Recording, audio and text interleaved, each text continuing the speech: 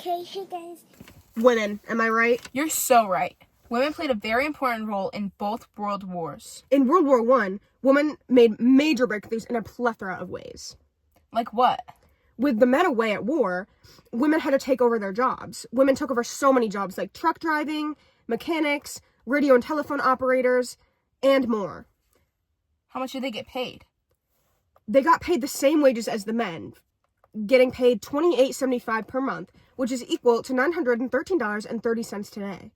Women getting paid an equal amount was a huge step, and it helped lead to the gender equality movements like the battle for women's suffrage. What other jobs did women do? Women also worked as nurses and doctors in the military post. Marie Curie played a huge role in World War I. In 1914, at the beginning of the war, she just recently developed the Radium Institute in Paris. What did the Radium Institute do? In the Radium Institute, Marie Curie was able to develop a mobile X-ray machine, which was a huge step for the doctors at the time. What else did she do? She managed to train around 150 women in the fundamentals of radiology, anatomy, car repair, and photo processing. What other women made impacts? Mabel St. Clair Stobart made a huge impact. She founded the Women's National Service League in 1914. And what did that do? The Women's National Service League provided emergency medical services during the war. One of the main things she's recognized for is bringing medical services to Serbia, and she was the first woman to hold the rank of major in the National Army. There were so many other women who played important roles in the war, such as the call girls, who were telephone operators. They were nicknamed the Hello Girls because they answered and greeted the callers by saying hello. They made a huge impact on improving communication on the Western Front. Women were able to make a huge impact during World War I. What about women's impact in World War II? Well, during World War II, women continued taking over men's jobs both in and out of the home. Rosie the Riveter was a pivotal part of encouraging women to serve in World War II. Who was Rosie the Riveter? Rosie was a piece of propaganda used to convince women that they were capable of doing jobs that were usually done by men. Around 5 million women served in the defense industry during the war in order to increase the number of men on the front lines.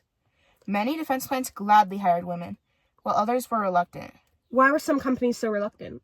Well, some companies hired women only because they needed people to work. People had many opinions on women working during the war, especially women who worked as housewives beforehand. They were weary of women working in unfamiliar roles and wanted them to stay in the home with their children. 350,000 women served in uniform by volunteering for multiple new forms of military formed specifically for women. What did these jobs entail?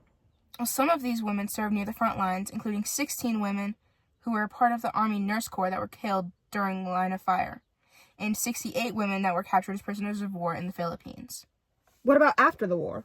Well, after the war ended, while some women returned home by choice, many women were forced to stop working. Bro, that's crazy, bro! At the end. The women who wanted to continue working were forced out by men coming back from the war and no longer needing war materials. Women helped America when they needed help, but were not celebrated the same way men were. Although they were not as highly recognized, women made a huge impact during World War II. We were taking a break to revise this, and a spider was crawling on Maddie's leg, and it was so scary. Oh my God!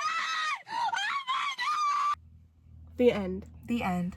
Thanks for watching. Make sure you subscribe and smash that like button. Thanks for watching. And thank you, women. We love you, Ernest.